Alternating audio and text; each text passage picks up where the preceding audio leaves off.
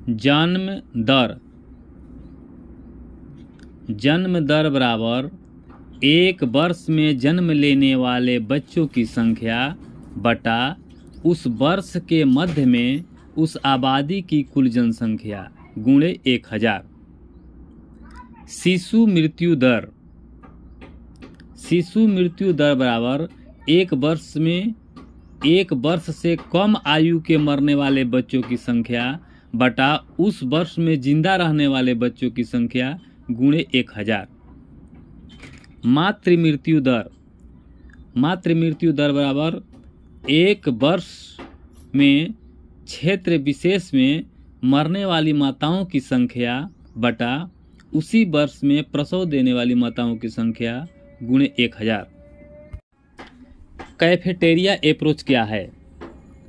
जैसे किसी कैफेटेरिया में हम अपनी इच्छानुसार खाने का ऑर्डर देते हैं, उसी तरह हम अपनी ज़रूरत और रुचि के अनुसार गर्भ निरोध के उपायों का चुनाव कर सकते हैं।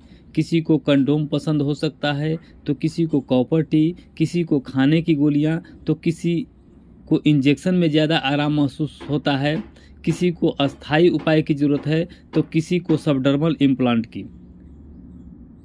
इसलिए इसको हम कैफेटेरिया अप्रोच कहते हैं। महिला नसबंदी को क्या कहा जाता है?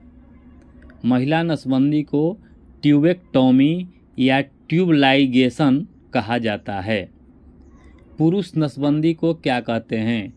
पुरुष नसबंदी को वेसेक्टोमी के नाम से जाना जाता है। कॉपर टी कितने वर्ष के लिए लगाया जाता है? कॉपर टी 3 वर्ष के लिए लगाया जाता है। मल्टी लोड कितने वर्ष के लिए लगाया जाता है? मल्टी लोड 5 वर्षों के लिए लगाया जाता है। द्वितीय पीढ़ी के आईयूडी के प्रकार क्या हैं? द्वितीय पीढ़ी के आईयूडी विभिन्न प्रकार के कॉपर टी अर्थात copper T 200, copper T 220, copper T 250, बहुपरत वाले कट 375 इत्यादि हैं। कॉपर इसे कारगर बनाता है तथा अंडाणु के प्रत्यारोपण को रोकता है। यह शुक्राणु तथा इसके उत्तरजीवी की सक्रियता को कम करता है। द्वितीय पीढ़ी के आईयूडी के लाभ क्या हैं? यह आसानी से फिट हो जाता है, इसमें दर्द कम होता है और रक्त भी कम स्रावित होता है, निष्कासन दर कम होता है तथा यौन क्रिया में इससे व्यवधान नहीं होता। कॉपर टी 3 वर्ष के लिए तथा मल्टी लोड 5 वर्षों के लिए लगाया जाता है। द्वितीय पीढ़ी आईयूडी के हानि क्या हैं? इसके प्रयोग से दर्द के साथ रक्तस्राव हो सकता है, कुछ मामलों में मासिक धर्म अनियमित हो जाता है तथा एक्टोपिक गर्भ भी हो जाता है। अस्थायी गर्भ निरोध के अस्थायी पद्धति कौन कौन हैं? नंबर 1 पुरुष कंडोम, नंबर 2 महिला कंडोम, नंबर 3 डायाफ्राम, नंबर 4 यौनांग स्पंज या टूडे के रूप में उपलब्ध, नंबर 5 गर्भाशय के अंदर लगाए जाने वाला उपकरण आईयूडी, नंबर 6 खाने वाली गर्भ निरोधक गोलियां हार्मोनल गर्भ निरोधक, नंबर 7 उपत्वचीय प्रत्यारोपण नौर प्रत्यारोपण, नंबर 8 हार्मोनल यौनांग रिंग केवल प्रोजेस्टेरोन रिंग, नंबर 9 सेंटक्रोमिन अर्थात सहेली।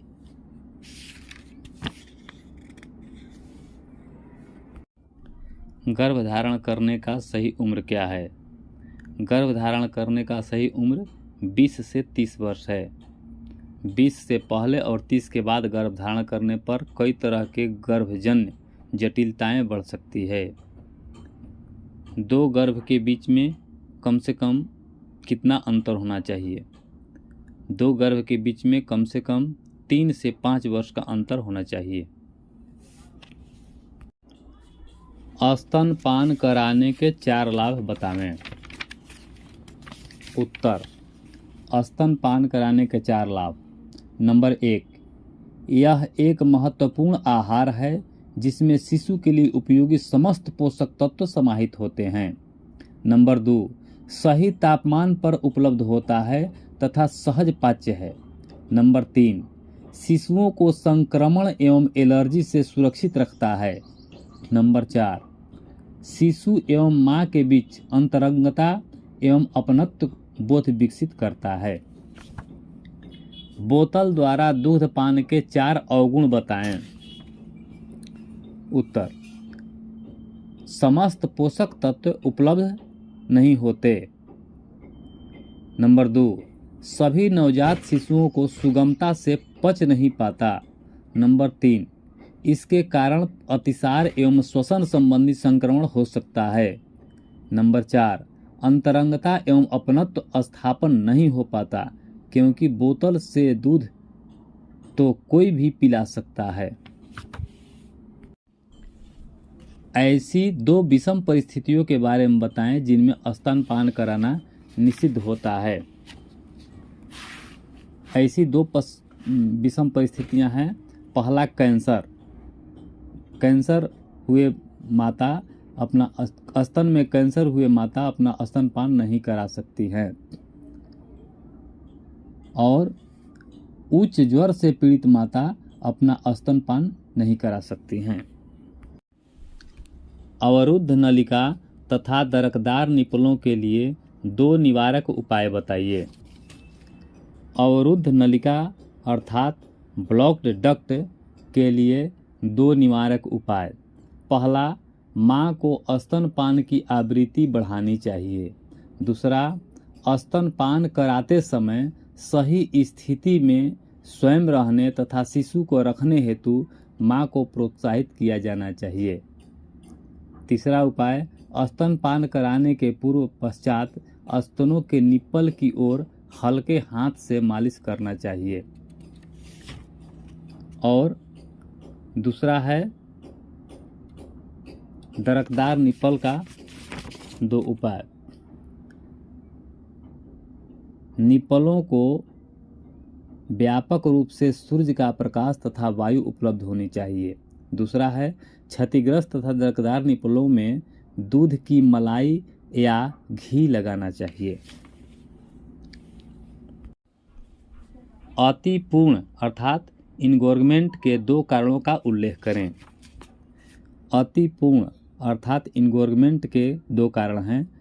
लंबित या विरल स्तनपान। दूसरा, किसी सहजात समस्या या अन्य समस्याओं के कारण शिशु में चूसने की क्षमता का अभाव।